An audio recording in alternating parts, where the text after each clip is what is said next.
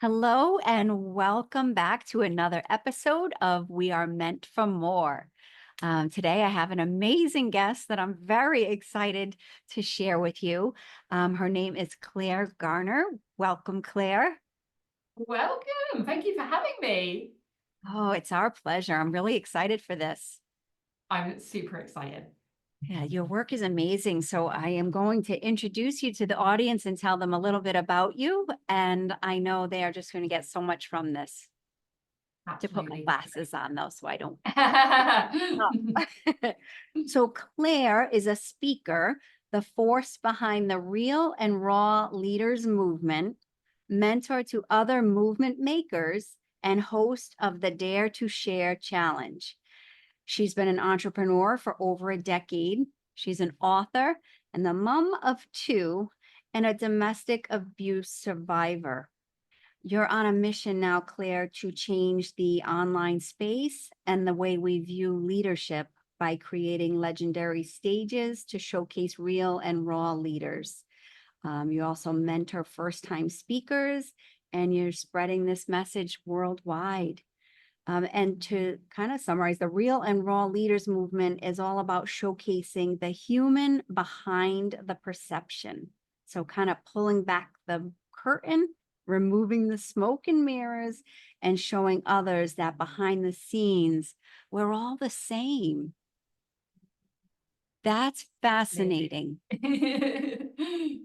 So the Real and Raw Leaders movement, tell us what that is and where it came from. Ooh, well, this is the story, right?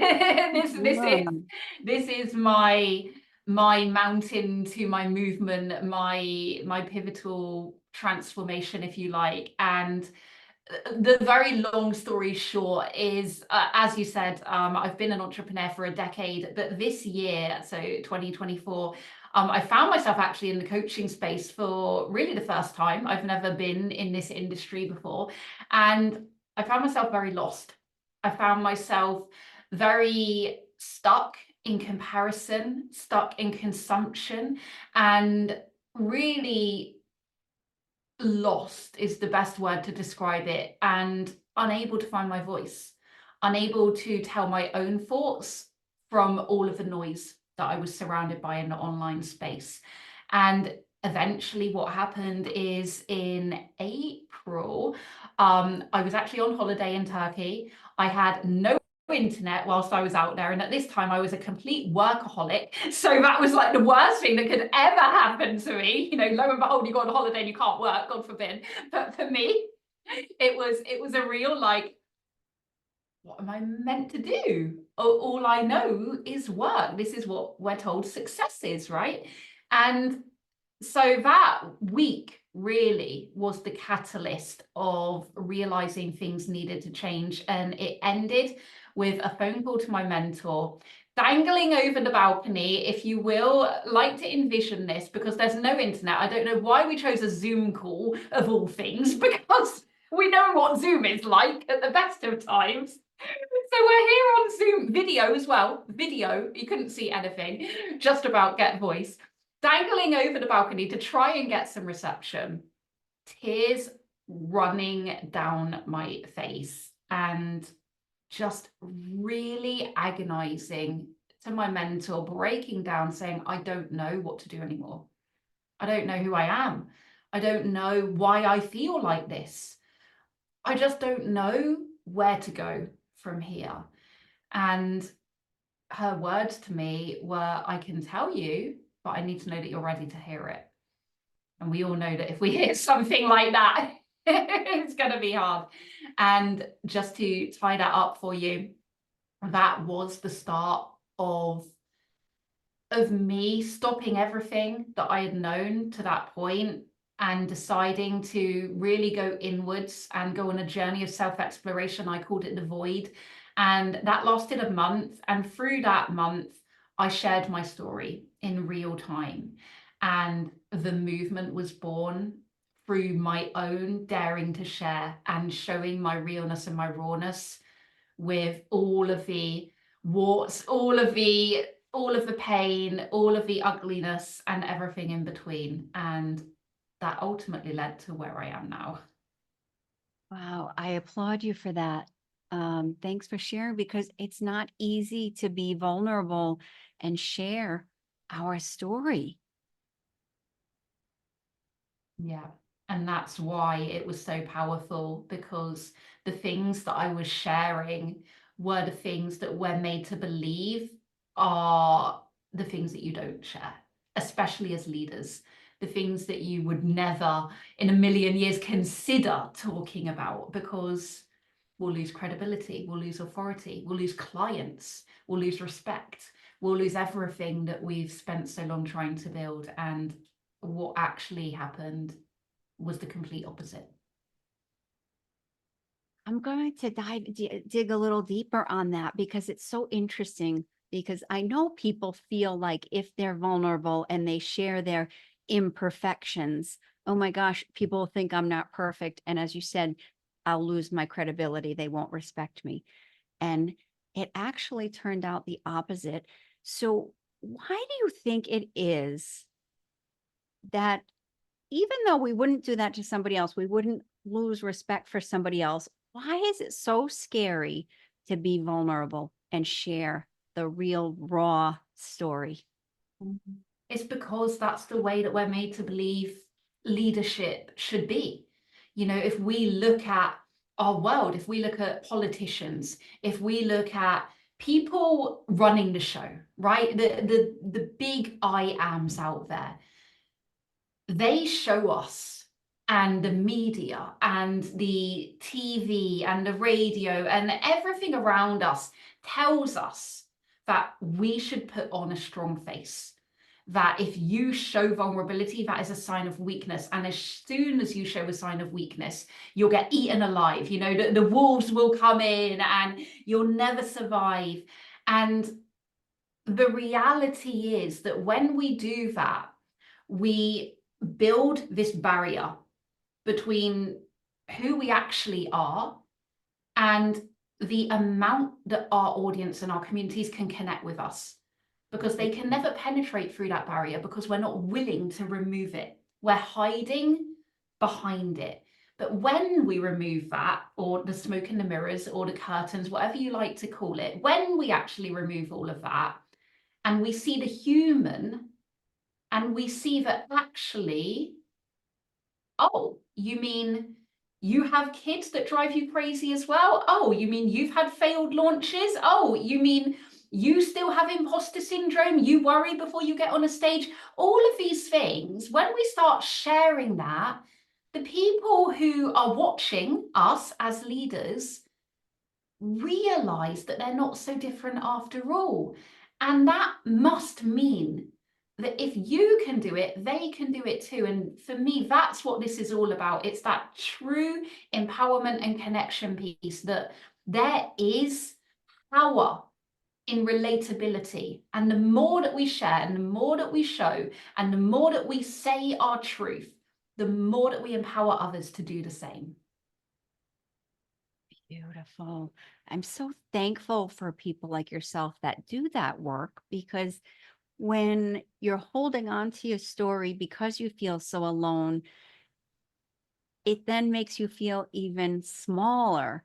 And then you dim the light even more and then even more so that you go unseen. That maybe nobody will figure it out that I have issues. Yes, but we all have issues. Isn't that the funny part though? Because we know we all have issues. I know I have issues. Of course, I we're human. right. So it certainly makes sense to band together and help others realize it's okay to be vulnerable.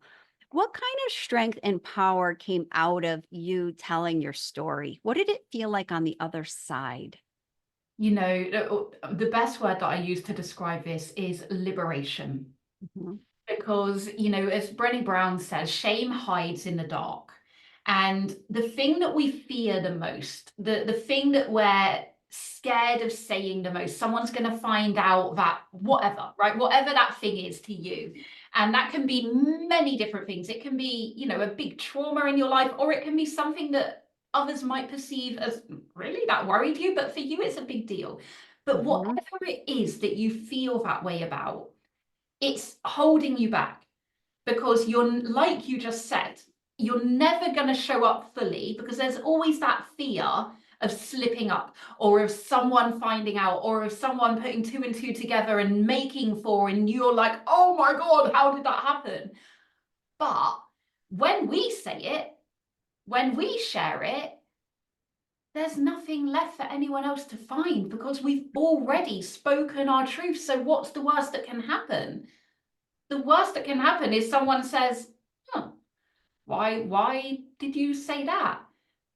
And that is completely irrelevant, because you said it because you wanted to say it. And if you desire to say it, then you should say it, because that's your purpose. So the strength comes from removing the shame, removing the fear, removing the what if, and having a true sense of liberation and empowerment, and knowing that there's nothing left to be found out. And therefore, you can go wherever you want to go. You can say whatever you want to say, because there's nothing to fear anymore. That's amazing. So real and raw. When people come to you and they want to share their story, or they feel like, okay, I'm ready, I want to do this, I want to be real and raw. what are the challenges, or how do you help somebody to do that? How do you help them to be real and raw and find the boundaries of their stories that are comfortable, and or help them take those steps? Yeah, so the people that come on my stages, most of them are seasoned speakers. So they've had experience. They know how to share their story. They're not, you know, all the time newbies, although I do mentor newbies as well.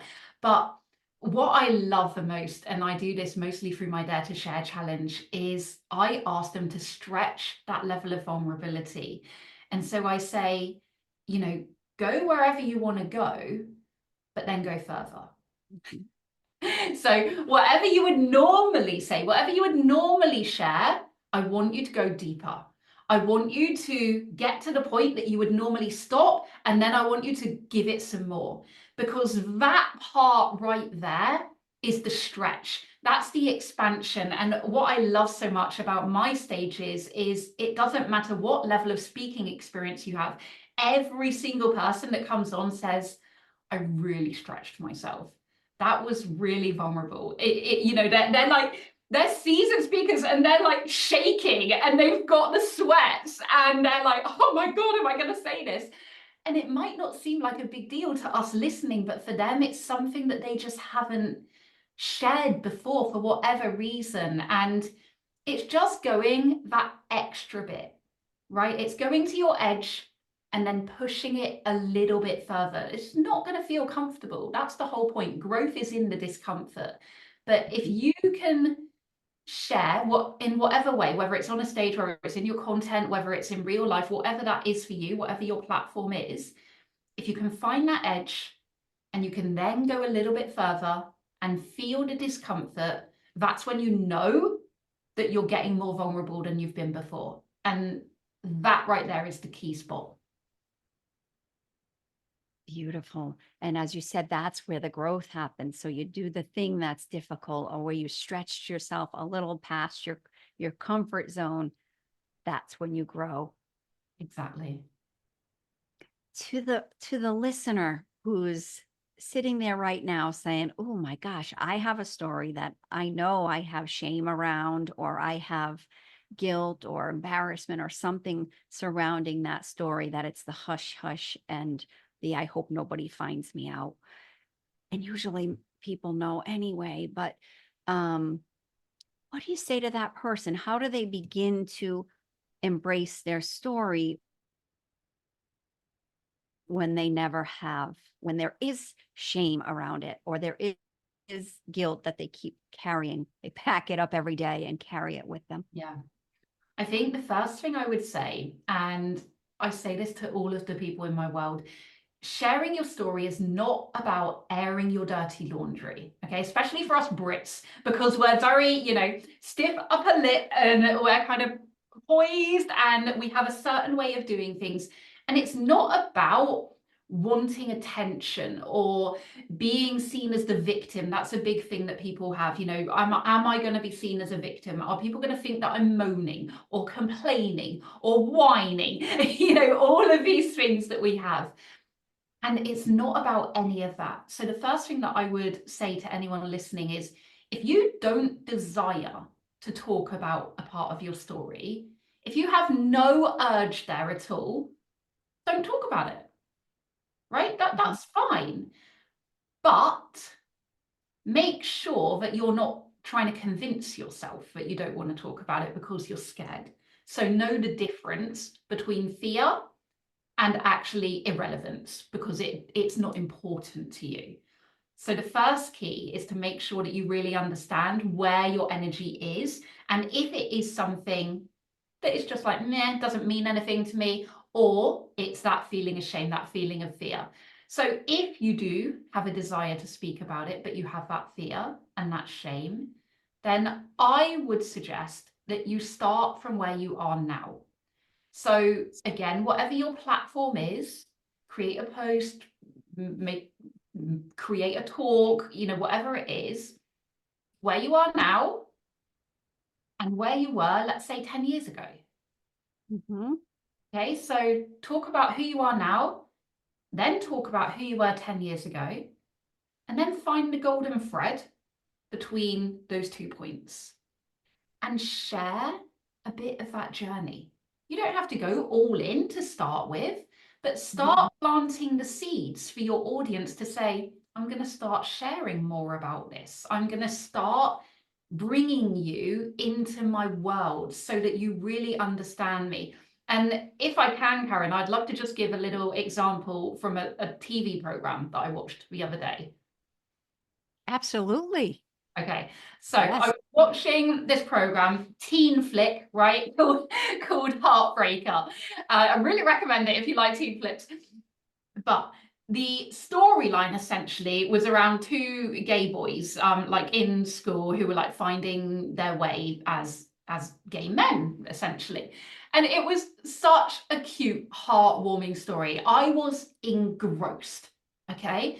And there were, I think, 3 seasons, and I binged it every single day as much as I could. If I could cram in half an hour at any point, I was there watching it. You know why? Because I wanted to see how it ended. I wanted to see them happy together. I wanted to see that they figured it all out and that everything was okay and that they got their happy ever after. And this is the power of storytelling, because when you bring people along on your story, on your journey with you, they're watching you like a movie.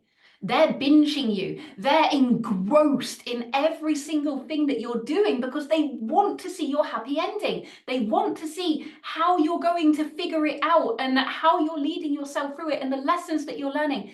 And they're sat watching, but they're also learning from you as they watch how you lead yourself. And this is how it's so powerful, because you're painting the picture of the movie, and everyone watching always wants the hero to win. And if you show them the hero that you are, they will be cheering for you and they will be with you until the very end. That is powerful. Mm. Why do you think oftentimes we don't think people want us to win? Like you said there, you couldn't wait to see them get their happy ending and to see them be vulnerable and, win, just have it work for them. Why do you think the fear is that people are waiting for us to fail? I feel like a lot of people think exactly that people are watching and waiting for you to fail. Well, the first thing I would say is everyone's too absorbed in their own worlds to really care if you fail or not. That's a perception, right? If you feel that it's a perception that you have, and so the mirror back to you is really, why do you think that? You know, why do you think that everyone wants you to fail? That's an internal thing that generally you need to work through if you have that perception. But also it comes from a lot of it from childhood, I think. You know, I know a lot of people in my space, that's where it stems from. And it's, you know, it's that mindset of comparison and of scarcity, essentially, because it normally feeds back to, there's not enough to go around. If someone else is successful, there's not enough for me. If I'm successful, they're not going to like me anymore because they're going to think X, Y, Z. It all generally boils down to fear of rejection from the tribe, or fear of lack, fear of not being enough, fear of scarcity. And so if we can really look at it for the mirror that it is and ask ourselves, why do we think that? And do you have evidence that is showing you that? And if you do, I would maybe suggest looking at your circle and who you have around you and getting into different circles, because there's no comparison, there's no competition at the top. It's just collaboration, it's community, it's connection. And that mindset keeps people at the bottom. And I know for me, that's where I was for many, many years. There's so much power in what you just broke down, with the question I asked, and how you broke that down is amazing, because it's often a story we've created in our head. And then if that is a true story, then maybe you need a new circle. That's beautiful. The real and raw challenge I'm sorry, the The Dare Dare to Share to challenge. Share challenge. Tell us about that, what that is. The Dead Share Challenge is really fun. I think it's fun. The people who come on it maybe have other to say, but it's challenging, right? That's what it is. So this was born from that month of me being in the void that I spoke about earlier. And basically, through that month, as I mentioned, I was sharing anything and everything that I was feeling on any given day. And that was, you know, me breaking down. It was me drawing red lipstick and warrior paint all over myself. It was me doing naked photo shoots with vulnerable poses because that's how I felt at the time. It was everything. There was nothing that I was hiding. And as I started to kind of come out of the other side of it a few weeks kind of in, can't tell you where it came from, you know, intuition, download, universe, whatever you want to call it, but I just had this drop of daring to share. And it was just as if there was this voice that said, dare to share. You've just dared to share. This is the thing. This is the vehicle. This is what you're meant to do. And the real and the raw came literally straight after. But from that moment, I put a call out to test the waters, to see if it really was the thing. And so I put one message out to one of the communities that I'm in. And I've said, hey guys, I've had this idea. You've all seen what I've been through. I've dared to share all. Is anyone else up to the challenge to help me build this movement? Because I want to change the online space. And I kid you not, I was inundated with incredible industry leaders saying, Claire, this is amazing. I want to be a part of this. And it started on Instagram for 30 days in June. I was joined by 30 different leaders who all came on my Instagram live and dared to share. And from there, we took it to YouTube. There, we took it to a summit. And now it's an ongoing YouTube podcast show. Who knows what will be next for it, but it's the bravest of the brave stages that I have. That is so amazing. I love that.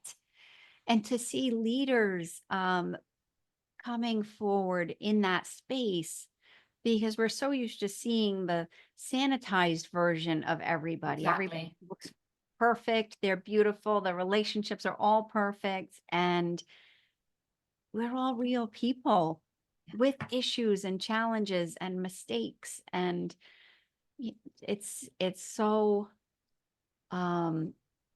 it's just so, I don't know what the word is I'm looking for, maybe empowering to see your work and to see other people come forward and make it okay to not be perfect. It's inspiring, right? For me, every person that comes on the Dare to Share challenge, I'm inspired by them because they're people that previously I would have pedestaled. And now they're paying me to come on my stage and to share in a very uncomfortable manner, I might add. But it's because of the movement, it's because of what it stands for, it's because of the change that I'm making. And the fact that they want to be a part of that, every time I have a guest, it just fills my heart because I know the change that I'm making in the world. But like you said, Karen, the empowerment, the inspiration of watching anyone that you look up to daring to share something that they've never shared before, something that is more vulnerable than they've ever shared before. It's eye-opening and it's empowering in the biggest kind of way. Incredibly. And to see that if she can do that, Exactly. that means it's possible. Exactly. And that having a past or mistakes or a story doesn't disqualify you from doing amazing things. Absolutely. It qualifies you. It Does. built you. It shaped you. It is your certification. It truly is your past. I mean, what once made you feel small is really your superpower. Absolutely. Like it doesn't disqualify. You're right. It actually qualifies you because you're most qualified to help the person you used to be. Exactly. Um, where can people find you or could people participate in this Dare to Share challenge? Yeah, absolutely. So I like to hang out on Instagram. It's probably my preferred platform. So at Clare Garner Official. So at the moment, the Dead Share Challenge, you can pop me a DM and you can book to come on that stage. Well, that's the YouTube podcast. I also have my next summit coming up, which is the Stage of Legends. That's going to be in March, and that is already booking out for speakers. So if anyone wants to join a stage of TEDx speakers, authors, self-made millionaires, and they want to showcase their own real and raw leadership, that's an incredible summit to be a part of. And yeah, that's what's going on in my world at the moment. Oh, I love it so, so much. Is there anything about you or your work or your story that I haven't asked about that you would like to share or any words of wisdom for the audience? No, I don't think so. I think the only thing that I would say is what I say, to everyone in my world, and that is that vulnerability is your superpower. And the more you share, the more you show, and the more you speak your truth, the more you connect with your people, the more they see you're human behind their perception. And that is the most empowering thing that you can ever give them. Beautiful words. Thank you so much for sharing all of this with the audience. It's powerful work. I keep thinking, wow, it's so much freedom in being your authentic self. Absolutely. Oh, Claire, thank you so much for being here today. Really, really appreciate it. You're most welcome. Thank you for having me. Oh, our pleasure. And thank you to the audience for being here for another episode of We Are Meant for More. I'll see you next time.